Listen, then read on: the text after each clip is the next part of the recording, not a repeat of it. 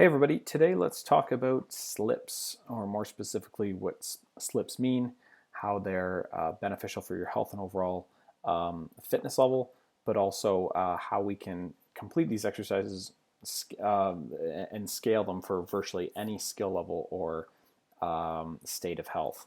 So SLIPS stands for scales, Lsits, inversions, and planks. It's an acronym, obviously, and I'll go through each one. The scales are actually split into a forward scale and a backward scale. Lsits generally tend to be the most difficult out of these four, but I can give you modifications on how even the most unfit individual can practice an Lsit. Same with inversions. Inversion is being upside down, so whether it's a handstand hold or pike hold or something like that, but there's a modification that we can look at there as well.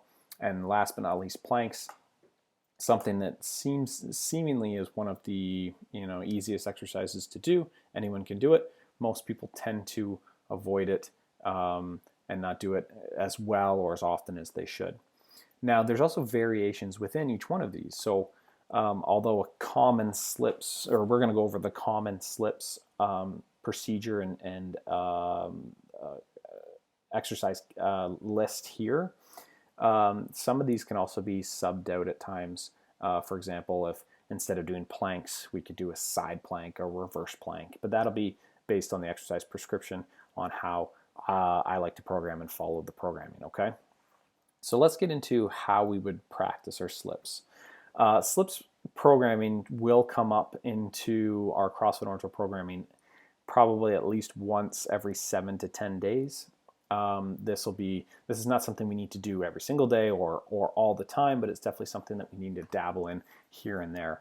I've been playing around with it for the last couple of weeks and have definitely noticed a pretty big improvement in not only my lumbopelvic region, so the low back and its connection to the pelvis, which is the link between our upper body and our lower body, right? This is the true definition of core strength and stability. So we're looking to get into optimal positions in each one of these scales, Lsits, inversions, and planks, so that we can use these use this stability to carry over into virtually everything else we do within CrossFit. Okay, so slips. This is 20 minutes total. So if I say practice slips for 20 minutes, this is what you're going to do. You're going to set a clock for 40 consecutive Tabata intervals. A Tabata interval is 20 seconds of work, 10 seconds of rest.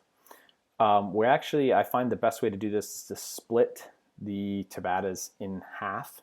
So we're actually going to do 2 rounds of the following. Okay, so you do a half Tabata of forward scales, or in other words, 4 intervals. A full Tabata is 8 intervals of 20 seconds of work, 10 seconds rest.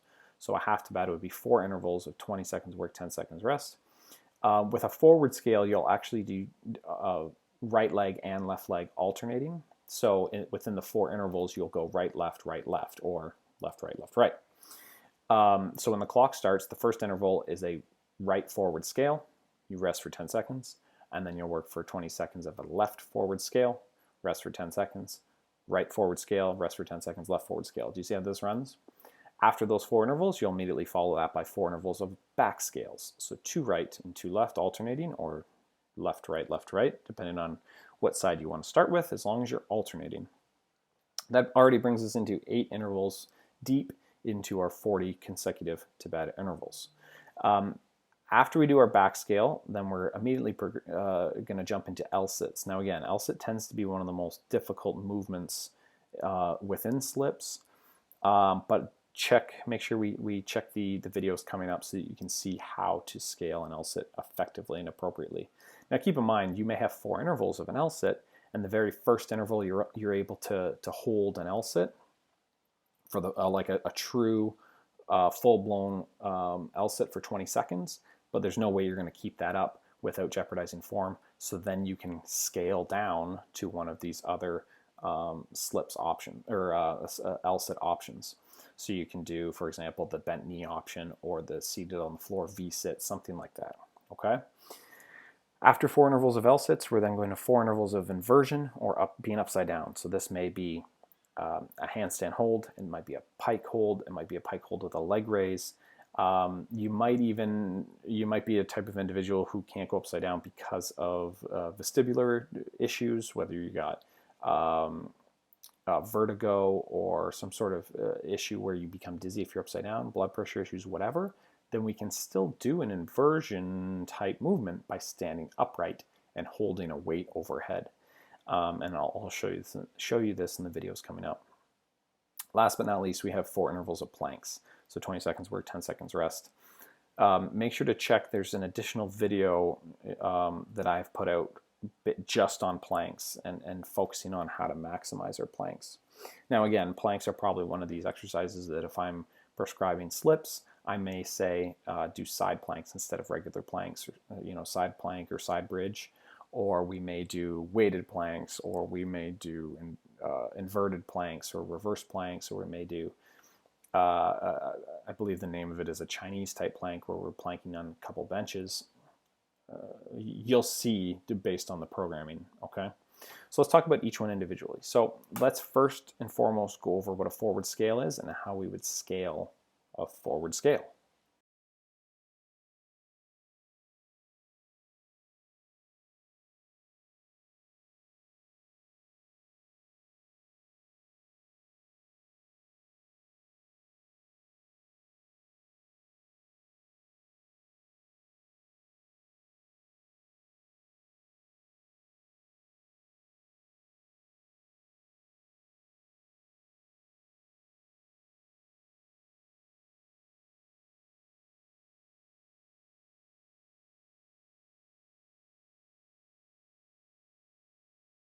Next would be a back scale. Once again, let me show you what a back scale looks like, as well as ways to modify a back scale.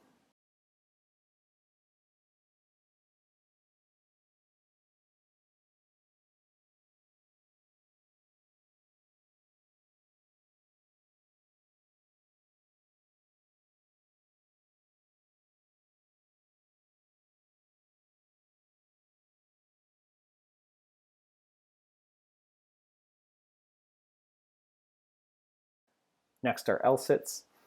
Again, this one tends to be one of the most challenging for individuals, so make sure you take note of where the hand placement is and how you would scale an Lsit based on whether or not you're using boxes or chairs or seated on the floor.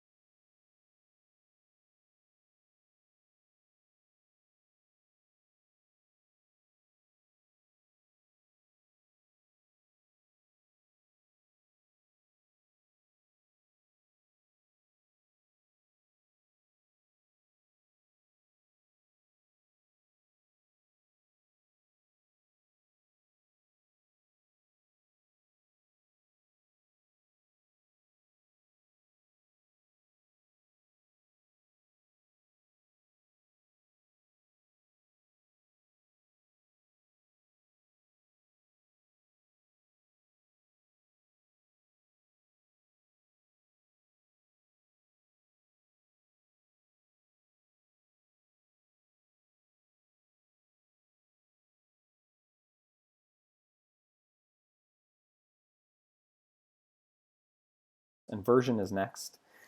Inversion is being upside down. So we have handstand holds, pike holds, maybe even pike hold off the floor. But there's also a standing inversion scale option, which would be holding weight overhead.